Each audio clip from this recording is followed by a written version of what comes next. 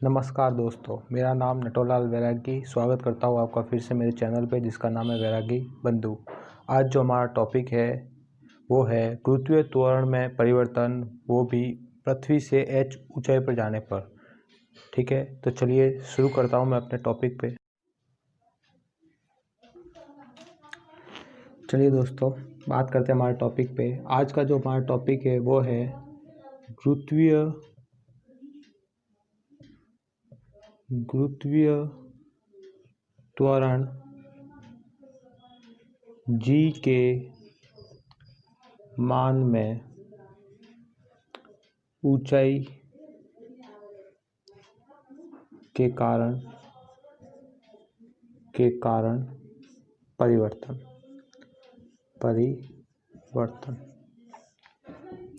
जैसा कि हम जानते हैं कि किसी भी पिंड का जो गुरुत्वीय त्वरण है वो सामान्यतः फिक्स होता है, मगर अगर हम बात करें कि पृथ्वी से जैसे या पृथ्वी की बात करें तो पृथ्वी से जैसे h ऊंचाई पर जाते हैं तो h ऊंचाई पर जाने पर जो गुरुत्वीय त्वरण में जो परिवर्तन होता है वो परिवर्तन कितना होता है। तो सबसे पहले हम सामान्य स्थिति ले लेते हैं। माना कि ये क्या है, एक पिंड है या कह सकते हैं कि पृथ्वी है।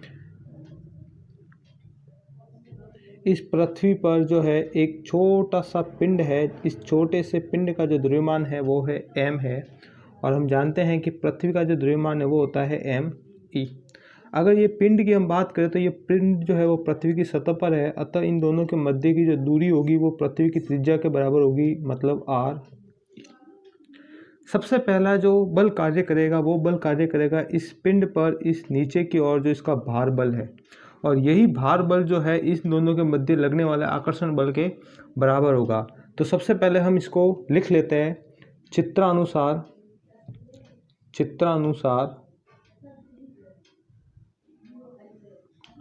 माना कि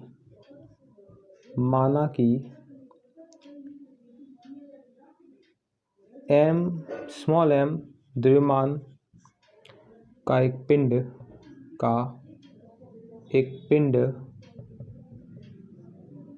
पृथ्वी सतह पर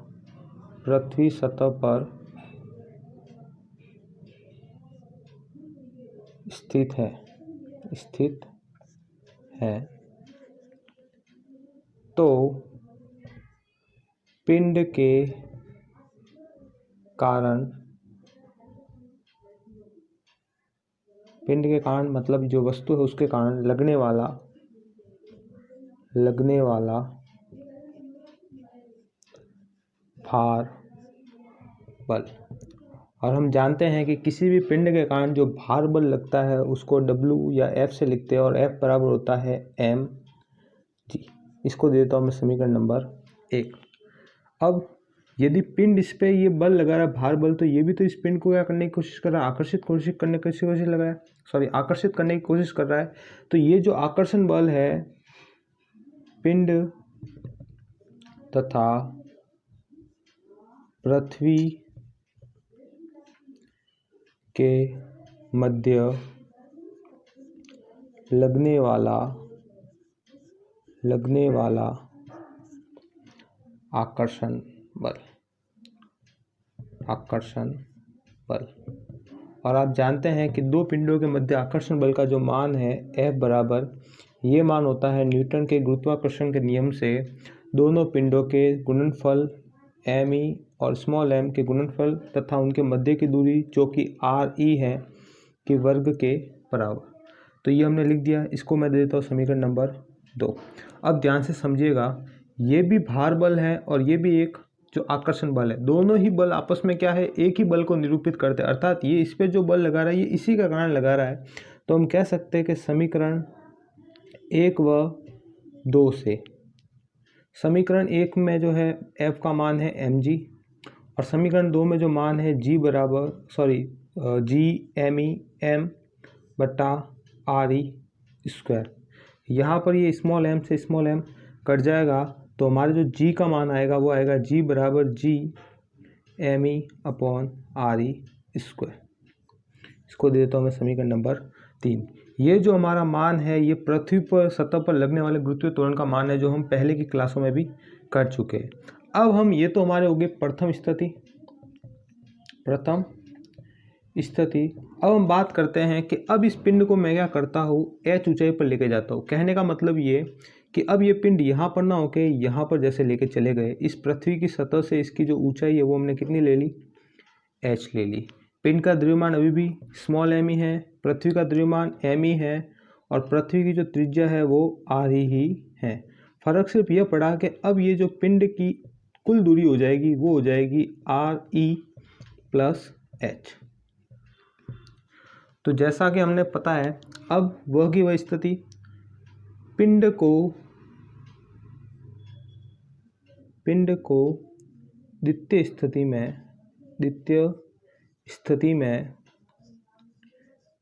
में पृथ्वी सतह से h ऊंचाई पर ले जाने पर पिंड के कारण लगने वाला भार बल।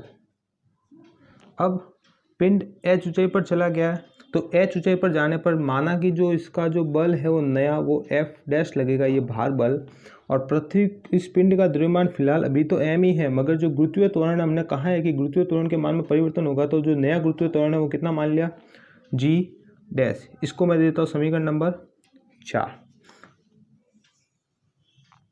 अब हम बात करते हैं, पिंड h ऊंचाई पर चला गया है तो जो आकर्षण बल है वो भी तो मान बदलेगा। तो हम बात करते हैं पिंड तथा पृथ्वी के मध्य लगने वाला आकर्षण बल।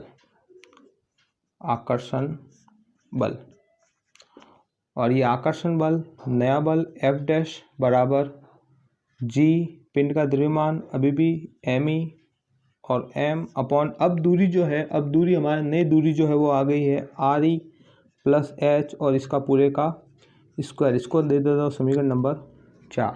अब वह की वो बात, मैंने जब इस स्थिति में कहा था कि ये और ये भार बल दोनों ही बराबर है, तो यहाँ पर भी वो की वो कंडीशन है। अब ये जो आकर्षण बल का मान है ऊंचाई पर जाने पर उतना का उतना भार बल में भी क्या आएगा, परिवर्तन आएगा। तो ये जो भार बल या जो आकर्षण बल है ये भी बराबर हो जाएंगे, अर्थात समीकरण,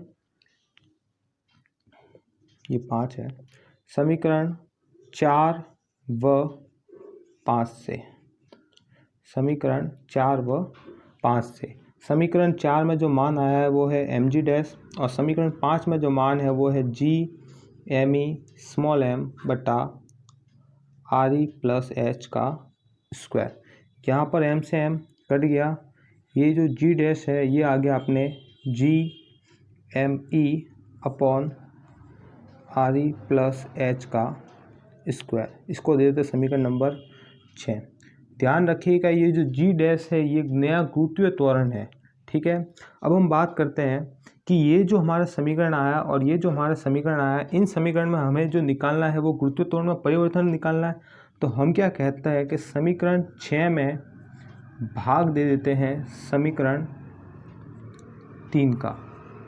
तो समीकरण 6 जो है वो है g डैश और समीकरण जो 3 है उसमें है हमारे g। अब ध्यान रखिएगा, जब दो समीकरणों का भाग देते हैं तो बाएं पक्ष में बाएं पक्ष का भाग लगता है और दाएं पक्ष में दाएं पक्ष का भाग लगता है।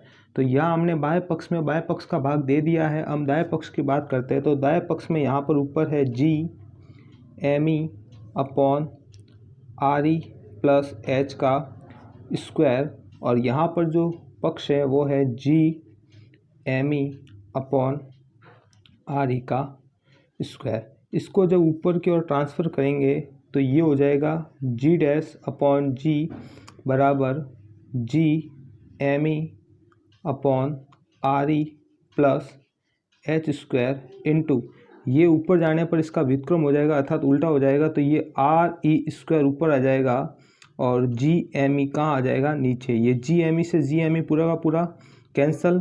तो हमारा जो पद बचा है वो पद कुछ इस प्रकार से बचा है, g डैश बटा g बराबर यहाँ पर बचा है re स्क्वायर और अपॉन यहाँ पर जो बचा है वो है आर ई प्लस एच का स्क्वायर।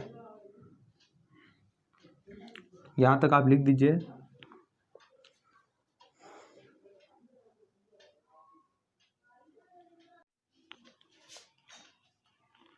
अब हम यहाँ से स्टार्टिंग करते हैं वापस। हमारा जो पद आया था वो आया था जी डैश बटा जी बराबर R E square upon R E plus H का स्क्वायर। यहाँ नीचे भी आ रही है, ऊपर वाले पद में भी आ रही है, तो हम क्या करते हैं, नीचे वाले जो पद है उसमें आर ई जो है वो क्या ले लेते हैं, कॉमन। तो नीचे वाले पद में हमेशा ध्यान रखिएगा, यहाँ पे जो पूरा नीचे वाला पद है उसमें आर ई के ऊपर इधर स्क्वायर भी है, तो जब हम इसमें से सिर्फ आर ई कॉमन लेंगे तो आर ई कॉमन ना आके वो हमारा बाहर आके क्या हो जाएगा, आर ई स्क्वायर। और ब्रैकेट में यहाँ पर ये 1 प्लस, इसमें जब कॉमन नहीं आ रहा था तो जब किसी में कोई भी पद कॉमन नहीं आता तो उसका उसमें भाग लग जाता है, तो यहाँ पे हो जाएगा आर ई भाग में और ये ऊपर स्क्वायर। यहाँ पे आर ई स्क्वायर से आर ई स्क्वायर कैंसल, तो यहाँ पर जो बचा वो बचा जी डैश बटा जी बराबर 1 upon 1 plus H upon R E का स्क्वायर। जब इस पद को ऊपर की ओर व्युत्क्रम करेंगे तो ये जी डैश बटा जी बराबर, ये ध्यान रखिएगा ये जो नीचे वाला पद है इसकी घात 2 है प्लस में, और जब इसको ऊपर भेजेंगे तो ये व्युत्क्रम हो जाएगा, अर्थात जो घात प्लस में थी वो घात हो जाएगी माइनस में। यहाँ पर जो है हमारे पास अभी कोई भी सूत्र नहीं है कि हम इसको हल कर सके, तो ध्यान रखिएगा यहाँ पे -2 है, तो यहाँ पर एक अदर सूत्र काम आता है जिसे हम कहते हैं द्विपद प्रमेय। क्या है ये द्विपद प्रमेय, आइए समझते हैं। प्रमेय ये है कि जब 1 प्लस एक्स की पावर n का वर्ग खोला जाता है तो इस 1 प्लस एक्स की पावर n का मान जो है वो आता है 1 प्लस एक्स की पावर 1 और यहाँ पर आगे n अपॉन फैक्टोरियल 1, या इसको हम ऐसे भी लिख सकते हैं 1 का factorial plus n कोष्टक n minus 1 x की पावर 2 अपॉन फैक्टोरियल 2 प्लस ऐसे ऐसे करके ये जो प्रमेय आगे चलती जाती है।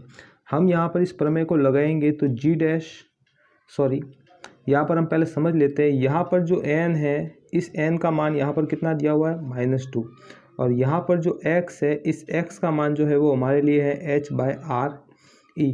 ये दोनों ही मान यहाँ पर रखेंगे तो जी डैश बाय जी बराबर 1 प्लस एच अपॉन, सॉरी प्रमेय लगाएंगे तो 1 प्लस n की जगह कितना आ जाएगा माइनस का 2, और x की जगह आ जाएगा हमारा जो मान है h बाय आर ई, और नीचे आ जाएगा 1 फैक्टोरियल प्लस n की जगह मान रखेंगे -2 ब्रैकेट -2 और -1 अपॉन फैक्टोरियल 2, और x की पावर स्क्वायर है तो यहाँ पर आ जाएगा h अपॉन आर ई का स्क्वायर। अब आपके यहाँ पे देखा होगा फैक्टोरियल 1 फैक्टोरियल 2, ये फैक्टोरियल क्या होता है उसको समझा देता हूँ। जैसे हम बात करते हैं फैक्टोरियल 4 की, तो फैक्टोरियल का मतलब कि इस अंक से पीछे वाले जितने भी नंबर हैं उन सब का गुणा। तो 4 के बाद 3, 3 के बाद 2 और 2 के बाद 1 तक लास्ट हमें लिखना है, और इन सब का जो गुणा करवाएंगे तो गुणा कितना आ जाएगा 4 × 3 12, 12 × 2 24 और 24 × 1 24। तो यहाँ पर जो इसका उत्तर आएगा वो होगा 24, अर्थात फैक्टोरियल 4 का मान कितना होता है 24। ऐसे कैसे, यहाँ पे अगर फैक्टोरियल 4 की जगह फैक्टोरियल 5 होता तो हम यहाँ पे लिखते 5 × 4 × 3 × 2 × 1, और इन सब का जब गुणा करते तो इसका जो मान है वो लगभग आता है 120। तो समझ गए हो गया आप फैक्टोरियल को। यहाँ पर एक चीज़ ध्यान रखिएगा कि कभी भी फैक्टोरियल 0 या फैक्टोरियल 1 की बात करें तो इन दोनों के ही जो मान होते हैं वो 1 1 होते हैं, ये ध्यान रखिएगा। खासकर इस फैक्टोरियल 0 का यहाँ पर हम बात करें तो जी डैश बटा जी बराबर 1 minus plus -2 H upon factorial 1 का मान 1 और इस 1 का गुणा आर से होगा तो आर ई माइनस, सॉरी यहाँ पे ये प्लस और यहाँ पे -2, ये -2 और -1 -3, तो -2 × -3 अपॉन फैक्टोरियल 2 का मान 2 × 1 और यहाँ पर h का स्क्वायर अपॉन आर ई का स्क्वायर।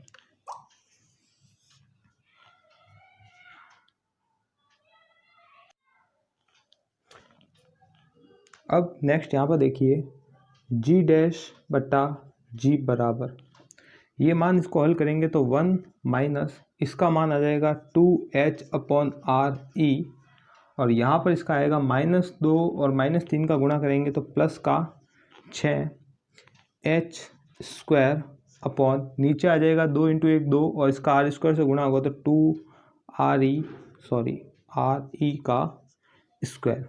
यहाँ पर एक चीज़ विशेषकर ध्यान रखने जैसी है कि ये जो हमारे RE है और H है, इन दोनों में इस RE का मान बहुत ही ज़्यादा है H के मुकाबले। अब यहाँ पर सिर्फ RE का मान H के मुकाबले बहुत ज़्यादा है, कहने का मतलब पृथ्वी की त्रिज्या आपको पता है 6400 किलोमीटर होती है, और ये जो H है इस H का मान तो सामान्यतः 100 किलोमीटर या 200 किलोमीटर होगा। तो यहाँ पर जो है ये मान बहुत ही छोटा है H का मान RE से, और हम बात कर रहे हैं H² की, तो इसका मान तो और ही छोटा होगा। इसका मतलब ये जो हमारे H² R² का मान आया है ये लगभग हमें नगण्य के बराबर प्राप्त होगा, अर्थात इसे क्या मानेंगे, नगण्य मानने पर। नगण्य का मतलब होता है इसको कितना मानेंगे, 0। तो हमारे जो G' है इसका मान आ जाएगा 1 - 2h/r/e, और ये पूरा का पूरा मान हो जाएगा 0। तो यहाँ पर अगर हम इस G' को यहीं पे रखें और इस G को वहाँ पे पक्षांतरण कराएंगे तो ये यहाँ पे भाग कर रहा है, इधर जाएगा तो गुणा करेगा तो G ब्रैकेट 1 - 2h/r/e, इस G का अंदर गुणा करवा दीजिए तो G' बराबर G माइनस इस G का इससे भी गुणा होगा तो 2gh/r/e। यहाँ पर इस G को वापस इस साइड पक्षांतरण करेंगे तो G' माइनस G बराबर -2gh/r/e। यहाँ पर माइनस है तो यहाँ पर अगर हम माइनस इसमें भी कॉमन ले लेंगे तो ये माइनस से माइनस कट जाएगा, तो यहाँ पर जब माइनस कॉमन लेंगे तो ये हो जाएगा G आगे प्लस का, और ये G' जो प्लस का था ये हो जाएगा माइनस का, और यहाँ पे बचेगा -2gh/r/e। ये माइनस से माइनस कैंसिल। यहाँ पर ध्यान रखिएगा ये जो G माइनस G' है अर्थात पहले का गुरुत्वीय त्वरण और ये बाद वाला गुरुत्वीय त्वरण, तो ये माइनस का मतलब ये गुरुत्वीय त्वरण में परिवर्तन है, और गुरुत्वीय त्वरण में परिवर्तन है इसको हम डेल G से लिखते हैं, इसका मान बराबर आ जाएगा 2gh/r/e।